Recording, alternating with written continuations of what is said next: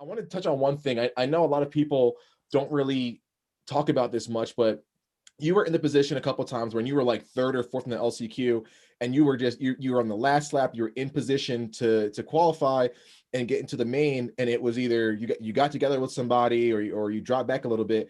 What's that feeling like of when you go from I'm in a position in the LCQ to like where I'm qualifying to when the checkered flags you're not there? Like, what's that feeling like? Your heart kind of stops, your stomach drops. It's just, it sucks, man. You know, at Houston 3, everyone kind of saw I cleaned myself out on Carlin's back wheel when he kind of ran into me in the last turn. And I went to cut down and get under him, and I thought I could beat him, and I dropped the clutch, and I just clipped the back of his rear wheel.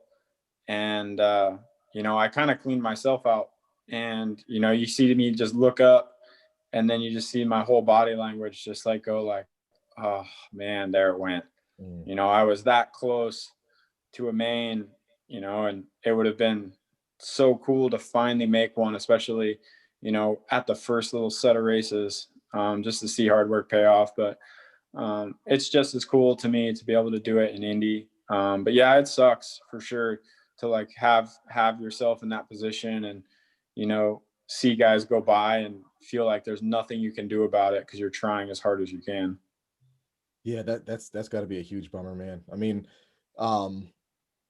yeah, again, I don't think people really like understand just how hard you guys work to get to that point. Is to be so close. It's definitely got to feel dejecting a little bit. Now, the inverse of that is when you do make it into a main event, especially after, like I said, all the hard work, all the sweat, all the preparation, the money, the time, all that stuff. What's the feeling like of when you're like, dude, I just qualified for a 450 main against some of the best riders in the world? Like, talk us through that feeling. Like, what's that like when you go over the finish, or even before the finish, maybe when you know you're solidly in there and like, you know, you're going to the main event?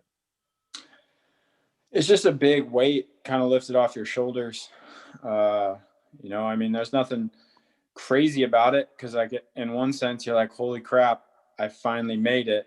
In the other sense, it's like, holy crap, now I have to go race for 22 more minutes when I've been done. Every time I've raced the last 20 races, I've been done right now. But now I got to go do another 22 minutes. Yeah. So that's, I mean, I try not to get too excited when I make it because I know I still have to go race more. But it's hard because there's actually a lot of time between the LCQ and the main. So like you're sitting there on your phone and everyone's texting you, and it's hard. It is. It's really hard to stay focused. Oh, I definitely believe that.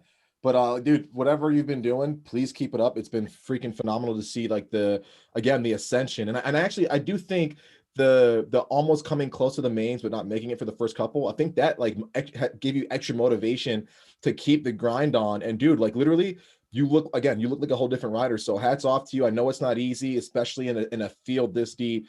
You're kicking ass. You know, we support you, and it's been awesome.